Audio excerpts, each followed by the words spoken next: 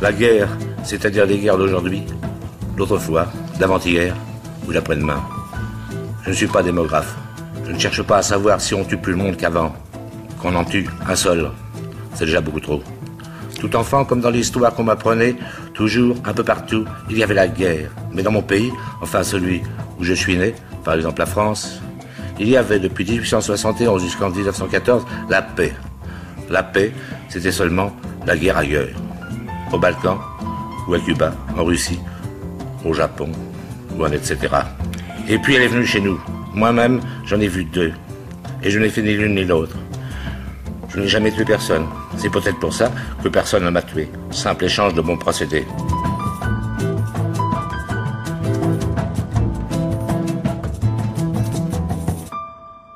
Le Guerre et paix, non pas de Tolstoï, mais de Jacques Prévert en 1961. Dans l'actualité des idées aujourd'hui, B comme bataille, C comme charte ou comme cyberguerre, D comme défense, F comme froide, M comme Maginot, N comme nazisme, O comme OTAN, P comme psychanalyse ou philosophie, R comme réciprocité ou encore S comme Sun Tzu, intellectuel chinois auquel la tradition attribue la paternité de l'un des essais militaires les plus brillants, incisifs et influents de tous les temps, l'art de la guerre. C'est un dictionnaire, c'est-à-dire un ouvrage qu'on ne lit pas de A à Z d'une seule traite, mais dans lequel on pioche, par occurrence, des références, un dictionnaire de la guerre et de la paix, publié au PUF, écrit à plusieurs mains, et co-dirigé par Benoît Durieux, Frédéric Ramel et notre invité Jean-Baptiste Jean-Genvillemer, juriste et docteur en sciences politiques et en philosophie, directeur aujourd'hui de l'Institut de recherche stratégique de l'école militaire et titulaire de la chaire d'études sur la guerre de la Fondation Maison des sciences de l'homme, auteur d'une quinzaine d'ouvrages dont La guerre au nom de l'humanité, tuer ou laisser mourir. Une photographie de l'état des recherches sur la guerre et la paix, précisent ses auteurs en avant-propos, sur le modèle des War Studies anglo-saxonnes, alors qu'en France, militaires et universitaires peinent encore à faire cause commune pour faire avancer la connaissance qu'on a d'une discipline minorée par les sciences humaines et sociales. Une fragmentation à la fois disciplinaire et institutionnelle que les auteurs de ce dictionnaire entendent dépasser. Bonjour à vous. Bonjour. Merci d'être avec nous aujourd'hui. Merci à vous. Pourquoi la guerre et la paix restent indissociables? Pourquoi ne peut-on pas penser l'un sans l'autre? Le rêve de paix nous a visiblement empêché de repenser la guerre. Est-ce que c'est de cela, de ces réflexions, que vous êtes parti, Jean-Baptiste Jean-Genvillemer, avec vos co-auteurs? Oui, bien entendu. Bon, il faut dire que pendant longtemps en France, il y avait une tendance pacifiste, voire antimilitariste chez une certaine frange des universitaires, et que ça a contribué à l'absence de développement de cette pensée stratégique en dehors des écoles militaires, écoles de guerre, etc., contrairement à d'autres pays, et notamment le Royaume-Uni, où c'est vraiment développé la tradition de War Studies. Je vous donne seulement un exemple. Il y a un département de War Studies au King's College London, donc dans une université britannique, depuis 1962. Il n'y en a toujours pas, évidemment, en France. Le premier centre de War Studies dans le monde francophone à l'heure actuelle, on peut considérer que c'est l'IRSEM donc, que je dirige, l'Institut de recherche stratégique de l'école militaire, et qui relève du ministère des Armées. Donc même si nous avons beaucoup d'extérieurs, de civils, de docteurs, voire de professeurs des universités, etc., et que nous avons de forts liens avec l'université, nous sommes malgré tout une institution qui reste à l'intérieur du ministère. Donc il y a toujours eu cette difficulté, elle est en partie liée à ce rapport au pacifisme ou à l'antimilitarisme, mais ça a beaucoup changé, et ça a beaucoup changé notamment depuis 2015. Aujourd'hui, on ne déclare plus la guerre, en tout cas à l'extérieur, on intervient militairement, on frappe. Pourquoi cette prudence ou cette pudeur sémantique ? Oui, alors cette pudeur sémantique, elle n'est pas nouvelle. Le mot d'intervention, c'est un néologisme qui a été créé au XIXe siècle en vérité, pour précisément éviter de dire guerre. C'était à l'époque de la question d'Orient, des interventions des puissances européennes dans l'Empire ottoman pour protéger les minorités chrétiennes. Donc cette euphémisation, elle n'est pas nouvelle. Elle répond aussi à une difficulté qui est une vraie difficulté sémantique, qui est que personne ne sait ce que guerre veut dire. Et donc on est bien obligé parfois de développer d'autres concepts. Guerre est un mot duquel on a produit des définitions qui peuvent être extrêmement vastes, extrêmement vagues, comme par exemple un affrontement des volontés, etc. Ou au contraire trop précises, si vous dites que la guerre n'est que interétatique, en disant que c'est un affrontement entre États. Donc les définitions sont souvent soit trop larges, soit trop étroites. Et donc pour éviter de parler de guerre. Par exemple, en droit, on ne parle pas de guerre depuis quelque temps, depuis plusieurs décennies. Pardon. On parle de conflit armé international ou conflit armé non international, et effectivement, parfois, on a recours à un vocable qui donne dans l'intervention plutôt que dans la guerre. Ça, c'est davantage de la communication politique, à vrai dire, la différence entre les deux. Mais c'est le côté mou et flou de ce qu'est la guerre qui permet à des termes alternatifs de se développer. Alors, confusion accélérée depuis le 11 septembre aux États-Unis et depuis les attentats de janvier 2015 en France, où on parle bien de guerre contre le terrorisme et de la France comme un État en guerre. Ça, c'était les mots, on s'en souvient, du président François Hollande. Du coup, vous vous arrêtez sur quelle définition politique et juridique de la guerre ? On ne tente pas de produire une définition de la guerre dans le dictionnaire. Je crois que ce serait ni de la paix. Bon, alors il y a tout un champ. La paix, pour nous, c'est davantage un champ de réflexion qu'un terme qui peut être correctement défini, puisque à côté des war studies, il y a les peace studies. Simplement, pour aller dans le même sens que une des figures majeures des peace studies, qui est Johan Galtung, la paix, c'est pas seulement ce qu'on peut dire, c'est que la paix, c'est pas seulement l'absence de guerre, c'est pas seulement l'absence de conflit. Donc ça, c'est la paix négative, mais il y a aussi une paix positive qui est l'affirmation d'une certaine harmonie, cohésion sociale, paix sociale, justice. Les valeurs démocratiques et libérales y contribuent aussi.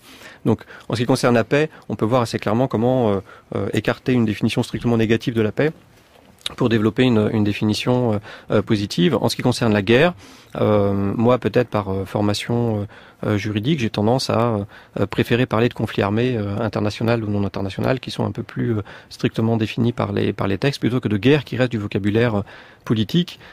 Et lorsqu'un président choisit de dire on est en guerre au Mali ou on intervient au Mali, et parfois il peut utiliser les deux vocables en l'espace de quelques jours ou quelques semaines pour désigner la même réalité, c'est parce que tantôt il veut insister sur la dimension sérieuse et potentiellement longue, durable et également coûteuse en termes de vie humaine de ce phénomène. Donc pour ça il faut dire qu'on est en guerre. Si vous dites qu'on est en guerre, la population comprend qu'on va faire des sacrifices. Et tantôt on peut insister sur la dimension positive, puisqu'une intervention dans la métaphore chirurgicale ou médicale, c'est quelque chose qui est positif, qui est fait pour sauver, qui n'est pas fait pour tuer. Donc à peu près contrairement à la perception classique de la guerre, qui est en général court, qui est en général propre, et donc là ce sont pas les mêmes connotations qu'on va véhiculer, mais tout ça relève essentiellement de la communication politique plutôt que d'une définition scientifique de la guerre qui reste introuvable. Une question d'Antoine Mercier. Oui, quand même, quand les mots changent comme ça ou quand on les manipule, c'est qu'il y a aussi des idées qui veulent passer, comme vous nous l'avez expliqué très bien pour cette affaire du Mali notamment, c'est que les réalités aussi changent. Comment évolue les visions du monde des relations internationales à travers ces évolutions du vocabulaire, selon vous, de façon très globale? Est-ce qu'on peut dire qu'on est passé d'un monde à un autre en abandonnant la notion de guerre comme centrale, en floutant, comme vous dites, ces frontières, pour arriver dans quel monde, et qu'est-ce que ça signifie au fond? Oui, alors effectivement, quand on regarde l'évolution sur la longue durée, sur plusieurs siècles, et même si on prend que le XXe siècle, il y a plusieurs phénomènes qui sont intéressants. Un qui est très visible et qui est visible de tout le monde, c'est la désétatisation de la guerre. Et donc on a quasiment plus, si je vous pose la question aujourd'hui, citez-moi une guerre interétatique, vous aurez du mal à répondre. Interétatique en tant qu'affrontement direct entre États, et non pas par proxy interposé du type Arabie Saoudite, Iran au Yémen, ou d'autres puissances en Syrie. Là on parle de guerres qui sont des guerres internes, et qui sont internationalisées par la force des choses, mais qui ne sont pas des guerres interétatiques au sens structurel. Donc la première évolution majeure, c'est la désétatisation. On passe d'une guerre interétatique qui est devenue infinitésimale, très rare, mais même si le risque reste toujours présent et plane toujours sur l'Europe le spectre d'une guerre majeure, et ça il ne faut pas non plus l'oublier, mais bon, en tout cas en tant que potentiel et pas en tant que réalité, il n'y a pas de conflit ouvert interétatique majeur à l'heure actuelle. Quel serait le foyer? Pardon? Quel serait le foyer? Vous parlez de ce spectre qui continue à planer au-dessus de l'Europe. Quel serait le foyer de cette guerre? Le foyer, c'est le front Est, hein, c'est-à-dire c'est notre relation avec la Russie qui ici est clairement en cause. Enfin, quand la Russie fait des manœuvres de bombardiers stratégiques, qui sont des bombardiers qui sont faits pour larguer des armes nucléaires au-dessus de l'Europe, quand la Russie annexe un territoire, la Crimée, et en déstabilise un autre, le Donbass, aux portes de l'Europe, on est clairement dans un rapport qui est conflictuel, même s'il faut trouver des voies de coopération et de diplomatie pour le régler. Donc il y a quand même ce spectre du retour de la guerre étatique majeure qui est en train de revenir, qu'on avait oublié avant. Avant, on pensait qu'on avait définitivement tourné la page de la période des guerres interétatiques et qu'on était désormais dans une phase de guerre intra-étatique, c'est-à-dire un conflit civil pardon, comme on en a au Sahel, comme on en a au Moyen-Orient et ailleurs. Donc la première évolution majeure, c'est ça, c'est désétatisation. La deuxième évolution à laquelle vous faites référence, c'est même une description qui est plus large et qui moi me semble la plus intéressante parce qu'elle recouvre le plus de transformations possibles. C'est ce qu'on peut appeler la déspécification de la guerre. C'est-à-dire qu'avant il y avait une spécification de la guerre dans le sens où on savait très bien ce que c'était que la guerre. La déspécification de la guerre, c'est quoi? C'est la réduction croissante de l'écart entre la guerre et la paix. C'est-à-dire que maintenant on ne sait plus. Si je vous demande sommes-nous en guerre, c'est une question qu'on pose fréquemment. On ne sait plus si nous sommes en guerre, si nous sommes en guerre où, à l'extérieur, à l'intérieur, etc. Donc il y a une série de confusions, il y a une série de continuums en vérité entre des pôles qui avant étaient clairement distingués, en l'occurrence la guerre et la paix. Et ça, ce flou qui se crée entre la guerre et la paix, il a plusieurs manifestations, dont une déformalisation. C'est-à-dire qu'avant, la guerre était formelle ou formalisée. Elle avait un début, en tout cas en droit. C'était l'obligation de la déclarer, qui a été introduite en 1907, qui n'a jamais été vraiment respectée, mais disons la déclaration de guerre. Quand vous demandez à des étudiants aujourd'hui quand est-ce que la guerre commence, la plupart répondent par une déclaration. Or, la France n'a jamais déclaré la guerre depuis la Seconde Guerre mondiale, et pourtant elle l'a faite. Donc la déclaration de guerre n'est pas un bon critère. On ne sait pas quand est-ce que la guerre commence. Et la fin de la guerre, c'est quoi? C'est la victoire. Ça veut dire quoi aujourd'hui, gagner une guerre? On ne sait pas non plus. On est dans des fins aussi qui s'amenuisent petit à petit, qui s'émiettent, qui se diluent, qui deviennent poussiéreuses, et on n'a pas une fin claire avec un ennemi qui se rend, qui déclare qu'il est vaincu. Non, on reste dans des fins qui sont, parce qu'on est dans des guerres asymétriques, qui sont des suites d'attentats terroristes. Et ça veut dire quoi aujourd'hui, gagner la guerre contre le terrorisme? Ça ne veut pas dire que Daesh va se rendre ou qu'Al-Qaïda va arrêter de faire des attentats demain. Ça veut dire pour nous, et c'est donc une approche pas absolutiste mais seulement relativiste, faire baisser le nombre d'attentats terroristes en deçà d'un seuil politiquement et socialement acceptable. Et ça dépend des pays. Pour la France, c'est pas la même chose qu'Israël, c'est pas la même chose que pour la Suède, etc. Donc vous parlez de déspécification de la guerre plutôt que de disparition, et vous définissez cette déspécification comme une relative disparition de la guerre au profit de modes de conflictualité plus diffus qui renvoient surtout à un flou stratégique, et ça répond en partie à la question d'Antoine Mercier, concernant l'écart à la fois temporel, pas de début, pas de fin, et territorial. Entre guerre et paix. Oui. Territorial étant le deuxième critère. Il ne faut pas oublier le territorial. Le territorial, c'est la question des zones grises. C'est-à-dire où est-ce qu'on est en guerre aujourd'hui ou pas. Quand on parle des éliminations ciblées que la CIA, par exemple, pratique au Waziristan, au Yémen, en Somalie, le Yémen, c'est différent puisque 2014, c'est un état de conflit armé, mais disons, avant, c'était pas le cas. Eh bien, c'était pas apparemment des états ou des contextes qui étaient des conflits armés. Et pourtant, du point de vue américain, ils étaient dans une relation de conflit armé. Donc, ça, c'est ce qu'on appelle les zones grises. Il y a d'autres zones grises, du type conflit gelé, sur tout le pourtour de l'espace post-soviétique, notamment Ossétie, Abkhazie, Transnistrie, aujourd'hui Donbass, malheureusement. Et alors, c'est un des grands paradoxes quand même du XXIe siècle, Jean Genevillemer, un monde moins violent qu'avant, au début du siècle, un début de siècle plus pacifique que jamais, malgré le 11 septembre, malgré Daesh, malgré la guerre en Syrie, mais toujours la crainte quand même, et vous l'évoquiez concernant l'Europe avec ce spectre, qu'un nouveau conflit à l'échelle continentale ou mondiale puisse se déclencher et resterait très destructeur. Comment expliquer ce paradoxe? Est-ce que c'est parce qu'il y a moins de volonté de faire la guerre aujourd'hui, ou est-ce que c'est plutôt que la possibilité de se battre ou de riposter à ce qu'on considère être comme des menaces est devenue beaucoup plus compliqué, voire impossible? Le monde c'est complexifié. Je crois qu'il y a des raisons structurelles qui sont donc des raisons objectives qui relèvent de ce qu'on pourrait appeler une tectonique des plaques. Je crois que la métaphore géologique est assez parlante de ce point de vue. Pendant longtemps, on était quand même dans un monde qui était bipolaire. Ça donnait une certaine lisibilité. Ça voulait ça voulait pas dire qu'il n'y avait pas de conflit, mais il y avait quand même une stabilité entre les grands. Il y avait des conflits parallèles par du contournement, mais qui étaient relativement contenus, et on pouvait aussi clairement savoir quels étaient les jeux d'alliance, c'est-à-dire qui était dans quel camp. En tout cas, il y avait une certaine lisibilité. Après, on est rentré à partir de 1991 dans ce qu'on a appelé le moment unipolaire.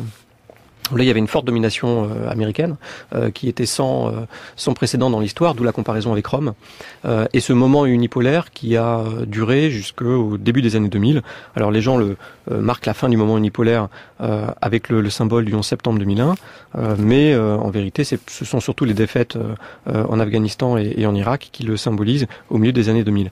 Et depuis, donc on n'est pas dans le bipolaire, on est dans un unipolaire en train de s'effriter, on ne sait pas exactement dans quoi on est. Donc on est dans une phase de transition. Les gens disent on est dans le multipolaire, ça c'est plutôt un souhait, hein, c'est le discours des BRICS et notamment de la Russie et de la Chine. C'est pour eux l'objectif à atteindre, mais on n'est pas encore dans un monde multipolaire. On est dans une phase de transition. Et ces mouvements tectoniques-là, en plus de la diversification des acteurs, c'est-à-dire affaiblissement de l'hégémon américain, montée d'acteurs étatiques plus puissants, comme la Chine, qui contribue aujourd'hui à une certaine déstabilisation en mer de Chine méridionale, par exemple.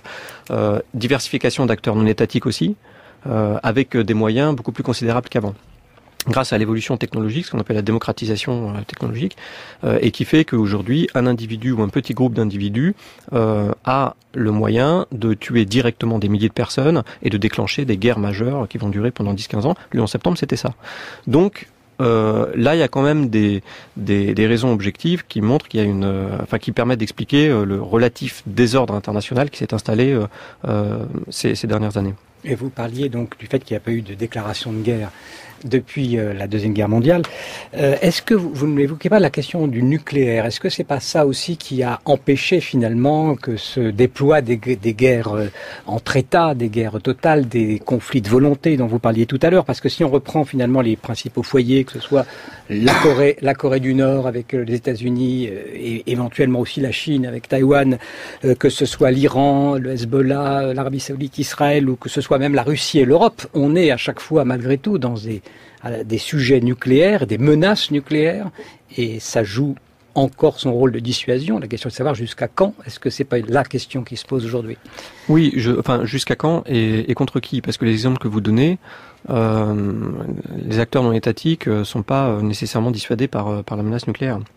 Le fait qu'Israël ou le Pakistan soient des États nucléaires ne les empêche pas d'être soumis à des menaces non étatiques par les talibans pakistanais ou par le Hezbollah, etc. Donc là, il y a tout de même des limites par rapport aux acteurs. En revanche, pour dissuader des États et des grands États, des pairs, oui, c'est tout à fait efficace. Mais ça, c'est quelqu'un qui est convaincu que la dissuasion nucléaire fonctionne qui vous le dit. C'est pas le cas de tout le monde. Mais est-ce qu'elle fonctionne encore comme elle fonctionnait avant, justement, du fait de cette apolarité qui s'installe? Oui, évidemment. Moi, je le crois. Je crois que si, surtout à une époque où on a des menaces majeures du type Corée du Nord et potentiellement Iran, s'il n'y avait pas la dissuasion nucléaire, jusqu'où ces États seraient capables d'aller? Est-ce qu'ils n'auraient pas déjà fait usage de leur arsenal? Donc on peut pas dire que la dissuasion nucléaire n'est plus utile aujourd'hui. Elle est moins structurante dans le sens où c'est elle qui a structuré la période de la guerre froide. C'est elle qui a façonné les relations internationales et reconfiguré le monde à l'époque de la guerre froide. Et de ce point de vue, c'est une révolution de l'armement qui a eu un impact sur les relations internationales qui est aussi importante et qui peut être comparable à l'invention de la poudre qui a causé les armes à feu, qui ont permis la colonisation quelque part. Donc il y a à mon avis que deux grandes révolutions dans l'histoire de l'armement qui ont eu cette influence-là. C'était l'arme à feu, la poudre, et l'arme nucléaire. Donc ça a façonné le XXe siècle, mais aujourd'hui c'est pas pour autant inutile. Simplement il y a une diversification des menaces, et notamment auprès des acteurs non étatiques, qui font que le nucléaire nous protège contre un certain type de menaces seulement, mais pas contre d'autres. Et c'est la raison pour laquelle il faut pas oublier non plus le renforcement du conventionnel. Dans cet ouvrage, dans ce vaste dictionnaire, Jean-Baptiste Jean Genevillemer, que vous avez co-dirigé avec Benoît Durieux et avec Frédéric Ramel, vous abordez beaucoup d'autres sujets d'un point de vue historique, mais aussi comme une forme d'état des lieux entre guerre et paix des relations internationales aujourd'hui. Vous évoquez notamment la privatisation des compagnies militaires, la judiciarisation des conflits armés et les conséquences que tout cela a sur les questions de défense et de sécurité. Vous racontez aussi comment la guerre s'est métamorphosée sous l'effet des nouvelles technologies et des nouveaux moyens de communication, qu'on pense notamment aux drones. Et puis vous parlez, entre les lignes belliqueuses aussi, de cette question de la paix. J'aimerais qu'on y vienne aujourd'hui et qu'on y vienne maintenant tout de suite. France Culture, il est 13h16.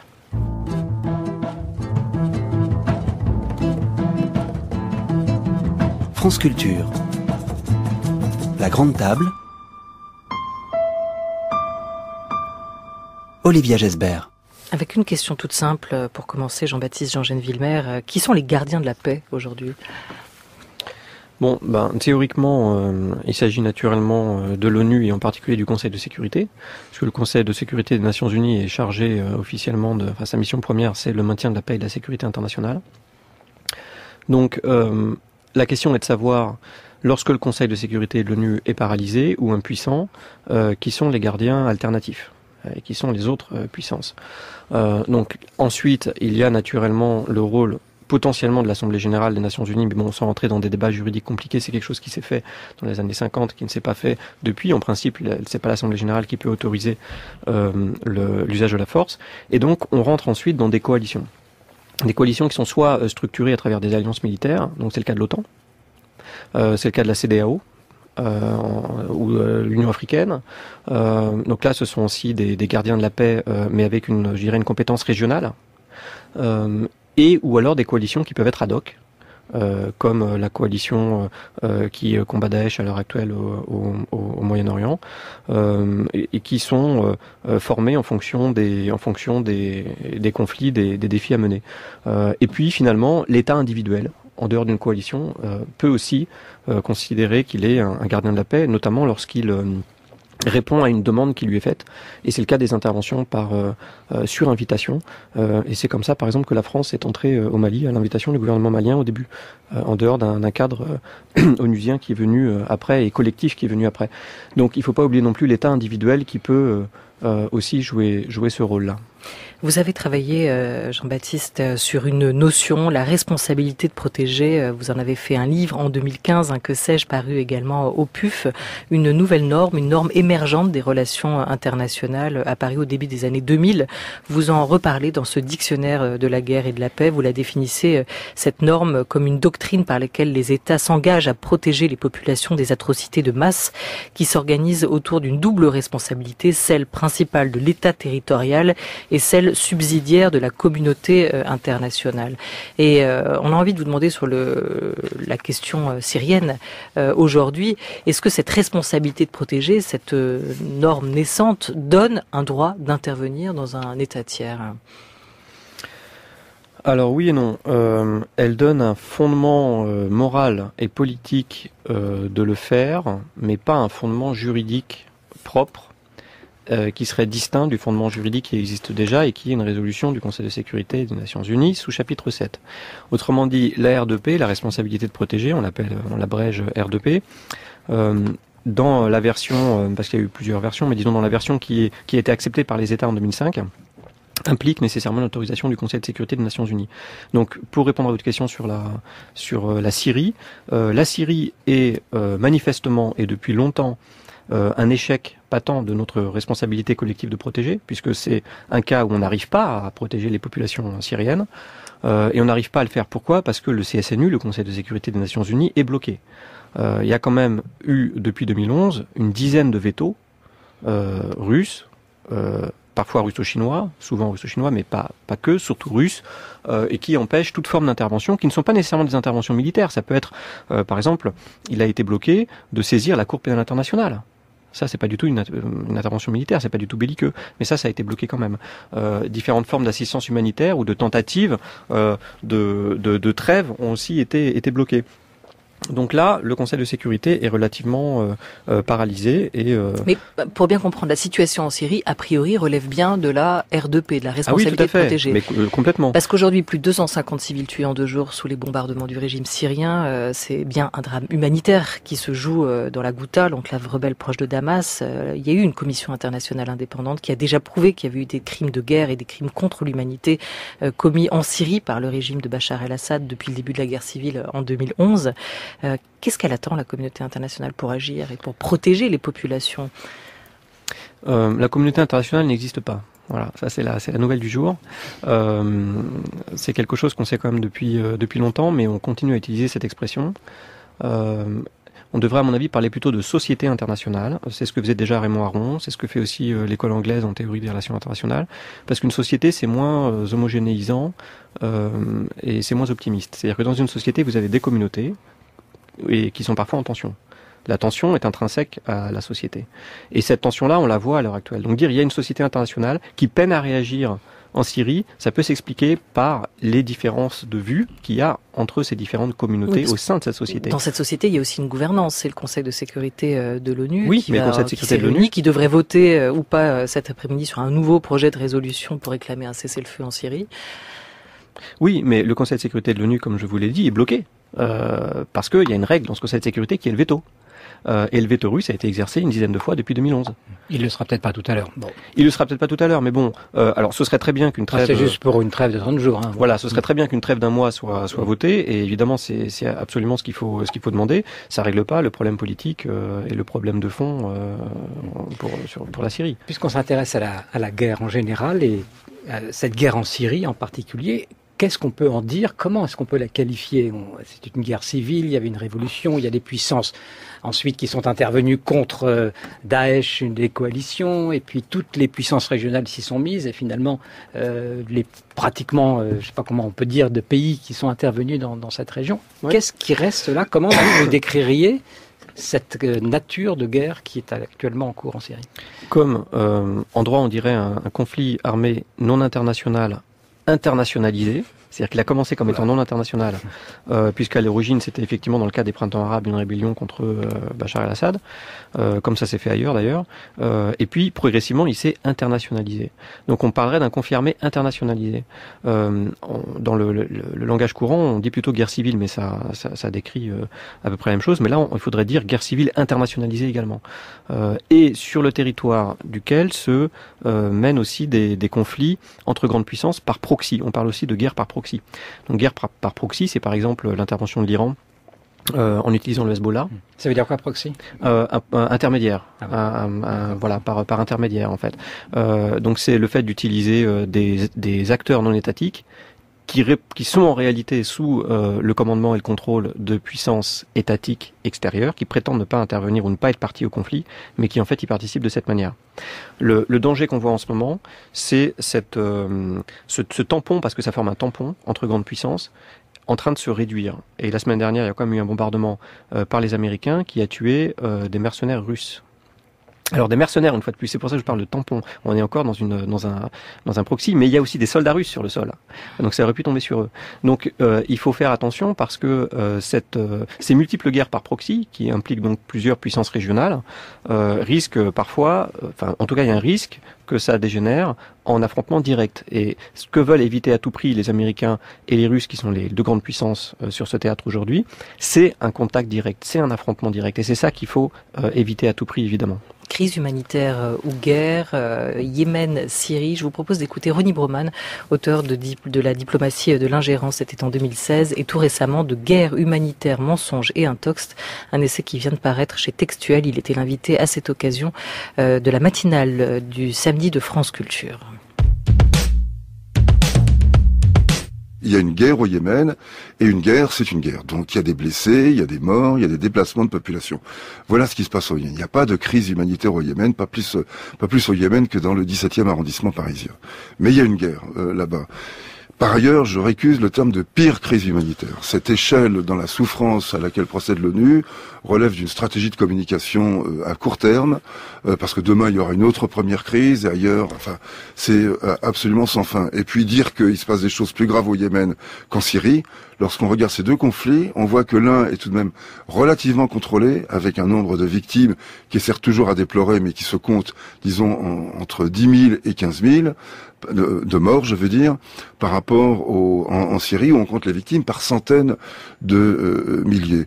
Donc l'ONU veut, et ça je le comprends très bien, attirer l'attention sur le Yémen, mais à faire cette espèce de réclame tapageuse et maladroite, je pense pas qu'ils vont y arriver. Décrivons la situation telle qu'elle se déroule et évitons ces mots qui ne veulent rien dire. Alors évitons ces mots qui ne veulent rien dire. On est dans un effort de définition avec vous, Jean-Baptiste Jean-Gène-Villemer, depuis le début de cette deuxième partie de Grande Table.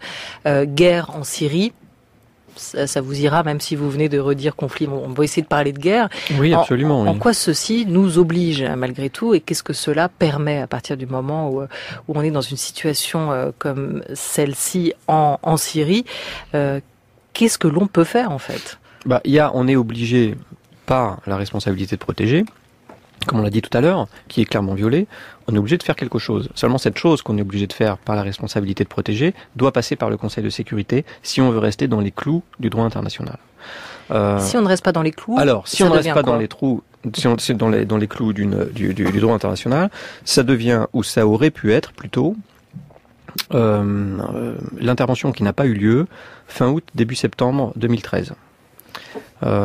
Ça, moi, je fais partie de ceux qui pensent que ça aurait pu changer la suite, y compris l'émergence de Daesh, et y compris le visage du conflit actuel, et évidemment sauver un grand nombre de personnes. Donc moi, j'y étais favorable. Parce qu'effectivement, c'était juste Obama qui s'est retiré au dernier moment. Alors, il y avait eu d'abord Cameron, c'est-à-dire qu'il y a d'abord eu les Anglais, ensuite les Américains, avec le même prétexte, c'est-à-dire le prétexte parlementaire. C'est-à-dire mon congrès ou mon parlement veut pas y aller, donc moi j'y vais pas. En vérité, il y avait une absence de volonté politique, parce que le conflit syrien est beaucoup plus complexe que la Libye. On a souvent comparé les deux en s'indignant pourquoi on est intervenu dans un cas et pas dans l'autre. C'était au début, avant que Daesh émerge, etc. Et c'est vrai que les cas étaient assez similaires. Mais le risque d'escalade dans un Moyen-Orient où tous ces États sont imbriqués, la réaction de l'Iran, la réaction d'Israël, la réaction de la Russie était beaucoup plus grave, sans compter les défenses antiaériennes de Bachar qui sont plus sérieuses que n'étaient celles de Kadhafi. Donc il y avait des raisons d'être plus prudent. Malgré tout, je crois que si on était intervenu, pas nécessairement comme on l'a fait en Libye, mais si on avait envoyé des messages clairs, et quelques frappes ciblées fin août, début septembre 2013. Pourquoi? Faut rappeler à vos auditeurs, c'est l'attaque chimique du 21 août 2013. Donc là, on dit il y a une ligne rouge et on ne fait rien lorsqu'elle est passée. Et ça a aussi contribué à démonétiser, à dévaloriser la parole des grands États qui sont censés être les garants de la paix et de la sécurité internationale en premier lieu, les États-Unis et la France en l'occurrence. Donc voilà ce qu'on aurait pu faire. C'est intéressant parce que vous dites que vous y étiez plutôt favorable. Oui. Donc c'est une intervention militaire non réalisée dans le cadre du droit, mais soutenue par un juriste. Oui, alors parce que il faut savoir que même les juristes, et le précédent intéressant pour ça, c'est le Kosovo, en 1999. Même les juristes à l'époque du Kosovo avaient développé une théorie qu'on appelait du illégal mais moral ou illégal mais légitime, en expliquant qu'il fallait quand même bien distinguer la légalité et la légitimité, et que dans certains cas, on pouvait considérer que parce que une intervention n'était pas légale techniquement, parce que le Conseil de sécurité était bloqué pour des raisons qui n'ont rien de juridique, mais qui relèvent des intérêts nationaux de certains États, c'est en l'occurrence la Russie, eh bien, il fallait pas pour autant s'empêcher de porter secours aux populations. Et donc là, il y avait un écart entre la légalité et la légitimité. C'est quelque chose que certains juristes acceptent, mais pas d'autres. Les autres qu'on appelle des légalistes. Moi, je ne suis pas légaliste. Merci beaucoup à vous, Jean-Baptiste Jean-Gène-Villemer. Heureuse de vous avoir reçu.